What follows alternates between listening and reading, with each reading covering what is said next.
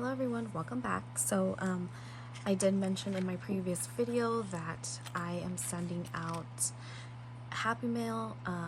This is actually for someone. It was her birthday on Christmas Eve, and I thought I would send something to cheer someone's day up.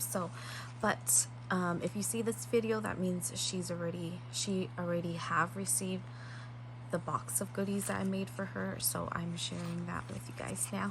But other than that, here is the Memdex card that I created. It's actually a bookshelf, and the bookshelf is inspired by Little Pink Crafter, I believe. I will make sure to link the tutorial down below. And then this die here is actually a KS Craft, which I will also link down below, and the dies that I use, if they're still available. The poinsettia is actually from Sizzix, and so are the leaf pieces, and I think the sentiment as well, and the bows, and yeah. But yeah, this die, this Memory Dex card die, is super cute and simple, and I chose the KS Craft one. It came with tags, but I didn't use that. But anyways, there's 3 mini book pieces which hold goodies inside. Then on the back, I just have my Handmade with Love by Crafty Mama Panda 9.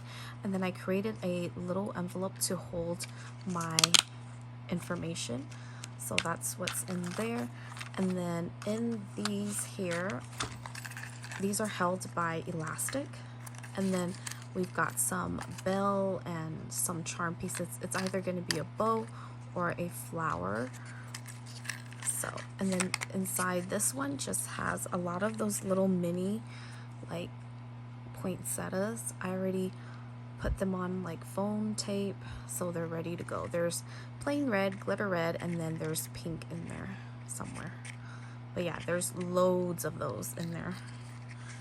But yeah, it's a nice good size to like put a little something in there for the recipient.